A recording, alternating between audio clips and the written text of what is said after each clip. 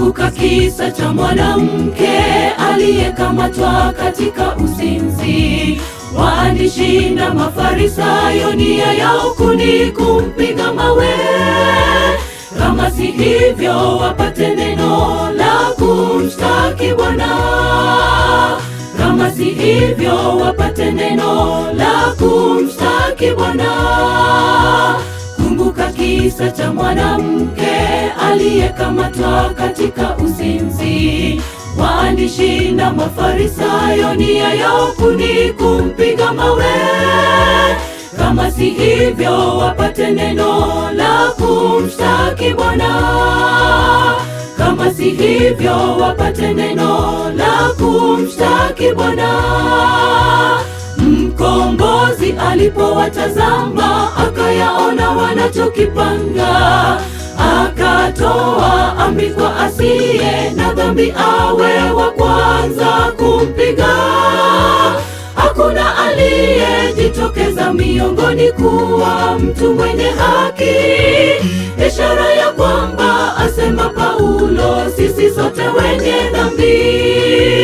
Mkombozi alipowatazama akayaona wanachokipanga, akatoa amri kwa asiye na dhambi awe wa kwanza kumpiga. Hakuna aliyejitokeza miongoni kuwa mtu mwenye haki, ishara ya kwamba asema Paulo, sisi sote wenye dhambi.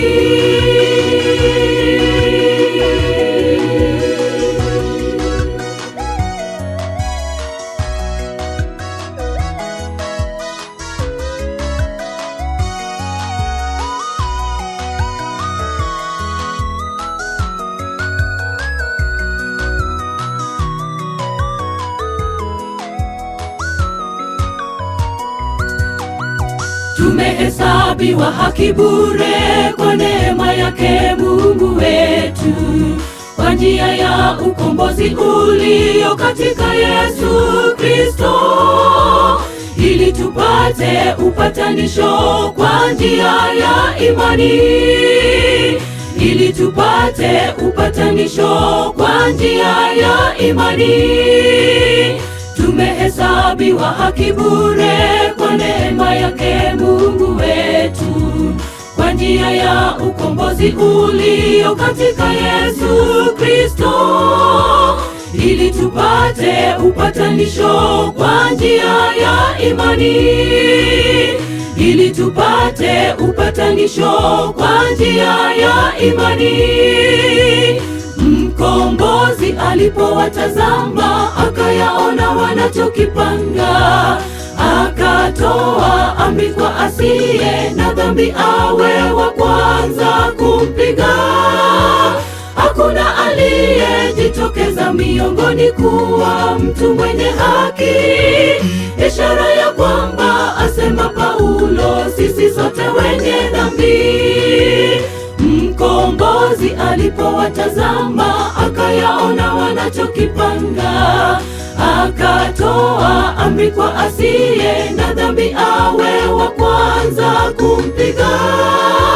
Hakuna aliyejitokeza miongoni kuwa mtu mwenye haki, ishara ya kwamba asema Paulo, sisi sote wenye dhambi. Mkombozi alipowatazama akayaona wanachokipanga, akatoa amri kwa asiye na dhambi awe wa kwanza kumpiga. Hakuna aliyejitokeza miongoni kuwa mtu mwenye haki, ishara ya kwamba asema Paulo, sisi sote wenye dhambi. Mkombozi alipowatazama akayaona wanachokipanga, akatoa amri kwa asiye na dhambi awe wa kwanza kumpiga. Hakuna aliyejitokeza miongoni kuwa mtu mwenye haki, ishara ya kwamba asema Paulo, sisi sote wenye dhambi.